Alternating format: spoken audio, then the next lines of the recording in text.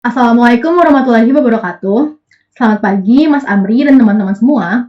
Perkenalkan, saya Raka Yurganis dari Antropologi Sosial dan pada kesempatan kali ini saya akan mempresentasikan makalah saya yang berjudul Memandang Fenomena Catcalling Melalui Kacamata Kebudayaan. Penulisan makalah ini dilatar belakangi oleh kesadaran bahwa catcalling telah menjadi momok yang mengakar di kehidupan masyarakat. Fenomena ini telah terjadi dengan frekuensi yang cukup tinggi dan menunjukkan rendahnya kesadaran masyarakat mengenai isu kekerasan seksual. Beranjak dari hal tersebut, kita dapat melihat bagaimana fenomena catcalling ini secara tidak langsung telah terkonstruksi secara kebudayaan dan menjadi bagian dari pergaulan di kehidupan sehari-hari. Makalah ini akan membahas bagaimana jika fenomena catcalling itu sendiri dipandang melalui perspektif kebudayaan. Oleh karena itu, saya telah merumuskan masalah-masalah yang akan dibahas dalam makalah ini. Yang pertama, bagaimana fenomena catcalling sebagai bagian dari kekerasan seksual terjadi di kehidupan sehari-hari, dan bagaimana konstruksi kebudayaan di masyarakat menyebabkan catcalling dianggap sebagai hal yang lumrah terjadi di masyarakat. Metode yang saya gunakan dalam menulis makalah ini menggunakan pendekatan kualitatif, dan jenis data yang saya gunakan ialah data sekunder yang saya peroleh dari hasil survei dari lembaga terkait serta buku-buku dan jurnal. Adapun tesis dari makalah ini berupaya untuk menjelaskan bahwa catcalling sebagai salah satu bentuk kekerasan seksual secara verbal yang mengganggu kebebasan ruang publik banyak orang merupakan fenomena yang telah mengakar di kehidupan masyarakat karena adanya miskonsepsi sebagian besar masyarakat yang menganggap fenomena tersebut sebagai bagian dari kebiasaan dan kebudayaan dalam kehidupan sehari-hari. Ada baiknya sebelum kita memulai, kita pahami terlebih dahulu apa sih pengertian dari catcalling. Kramare dan Kisling mendefinisikan pelecehan seksual di jalanan sebagai tindakan, baik verbal maupun non-verbal, sebagai tindakan berupa siulan, lambaian tangan, kedipan mata, tindakan meraih atau meraba, cubitan, catcalls, dan komentar-komentar yang merujuk kepada si korban. Sementara itu, laporan yang terdapat dalam Unsafe and Harassed in Public, a National Street Harassment Report, mendefinisikan pelecehan jalanan sebagai interaksi yang terjadi di ruang publik yang tidak diinginkan oleh salah satu pihak, tetapi terjadi di antara pihak-pihak yang tidak saling mengenal.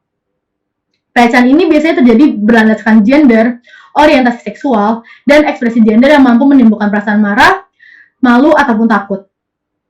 Berdasarkan pengertian tersebut, kita mampu memahami bahwa catcalling sebagai salah satu bentuk pelecehan seksual merupakan segala bentuk gestur atau tindakan di ruang publik yang disertai oleh komentar-komentar yang tidak diinginkan oleh salah satu pihak dan bersifat mengganggu kenyamanan dan keamanan seseorang dalam ranah publik.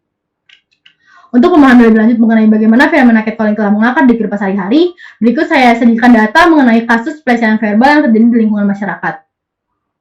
Survei YouGov pada 2014 menunjukkan bahwa Indonesia menempati posisi kelima negara dengan jumlah pelecehan verbal di transportasi umum tertinggi setelah Mexico City, Delhi, Bogota, dan Lima. Catatan tahunan Komnas Perempuan juga melaporkan bahwa telah terjadi peningkatan angka kekerasan seksual secara verbal sebesar 74% dari 2016 ke 2017. Dan survei oleh Koalisi Ruang Publik Aman menunjukkan bahwa setidaknya 3 dari 5 perempuan di Indonesia pernah mengalami pelecehan seksual di ruang publik.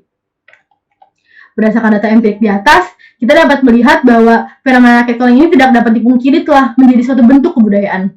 Namun bagaimana sih catcalling ini sendiri dapat terkonstruksi dan apakah ada faktor kebudayaan yang mendorong terjadinya fenomena ini? Nah, Sandra Libartki dalam tulisannya On Psychological Operation menjelaskan bagaimana penindasan psikologis terhadap wanita berkaitan dengan 3 hal, yaitu stereotip, dominasi budaya, dan objektifikasi seksual. Ada berbagai macam stereotip terhadap perempuan yang melekat di masyarakat, membentuk suatu anggapan bagaimana perempuan seharusnya tampak, dianggap, dan diterima. Stereotip ini tuh menyebabkan interpretasi lelaki mengenai makna pelecehan menjadi kabur, yang mengakibatkan stereotip menjadi halangan bagi laki-laki untuk memahami konsep mengenai bagaimana perempuan selayaknya dihormati dan dipenuhi hak-hak atas perasaan amannya. Secara tidak langsung, pemahaman yang terbiasakan ini juga lah yang menyebabkan catcalling menjadi semakin marak terjadi. Dari segi dominasi budaya, catcalling juga berkaitan erat dengan budaya patriarki di masyarakat, yang melanggengkan dominasi laki-laki terhadap perempuan dan juga melanggengkan subordinasi perempuan itu sendiri. Patriarkisme yang menganggap norma opresi terhadap perempuan, dan dalam hal ini menyangkut keamanan dan kenyamanan perempuan di ruang publik, menyebabkan fenomena catcalling ini menjadi suatu hal yang seakan-akan diterima di tengah-tengah masyarakat. Nah, Ketika kita membicarakan dominasi laki-laki terhadap perempuan, kita juga turut bersinggungan dengan bagaimana laki-laki merasa memiliki kekuasaan dan wewenang untuk mengobjektifikasi perempuan secara seksual. Laki-laki beranggapan bahwa perempuanlah yang mempresentasikan diri mereka sendiri sebagai objek melalui cara mereka berpakaian. Alasan tersebut menjadi invalid ketika kita dihadapkan dengan fakta bahwa perempuan pun mengalami pelecehan seksual terlepas dari pakaian yang mereka kenakan. Pada akhirnya, objektifikasi perempuan secara seksual ini menjadi ajang victim blaming yang dilakukan oleh para pelaku dengan menyalahkan perempuan atas cara mereka dalam berpenampilan. Padahal, terlepas dari bagaimana cara seseorang menata penampilannya, tidak seseorang pun memiliki legitimasi atau wewenang untuk melakukan tindakan yang dapat mengganggu perasaan aman atau nyaman seseorang ketika berada di ranah publik. Dan sekali lagi, hal ini menunjukkan bahwa praktik objektifikasi perempuan secara seksual sebagai bagian dari fenomena catcalling ini terbentuk dari kebudayaan patriarki yang memberikan keleluasan kepada laki-laki untuk melakukan hal tersebut. Kita dapat menyimpulkan bahwa budaya patriarki yang telah terkonstruksi di dalam masyarakat dan termanifestasikan melalui tindakan stereotip, dominasi budaya, dan objektifikasi perempuan secara seksual menyebabkan tindakan catcalling dijustifikasi dalam berbagai konteks di berbagai kalangan.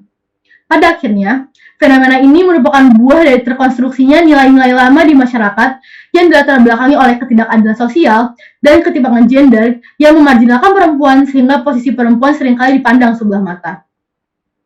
Dalam menanggapi fenomena yang telah dianggap normal di masyarakat ini, diperlukan suatu inisiatif untuk menanamkan pemahaman pada masyarakat mengenai kekerasan seksual. Pemerintah seharusnya juga memiliki peran vital dalam mengedukasi dan menyadarkan bahwa fenomena catcalling merupakan salah satu bentuk pelecehan seksual secara verbal yang berasal dari ketimpangan dan ketidakadilan sosial yang harus dihentikan. Sekian presentasi yang saya sediakan hari ini. Mohon maaf apabila ada kesalahan. Wassalamualaikum warahmatullahi wabarakatuh.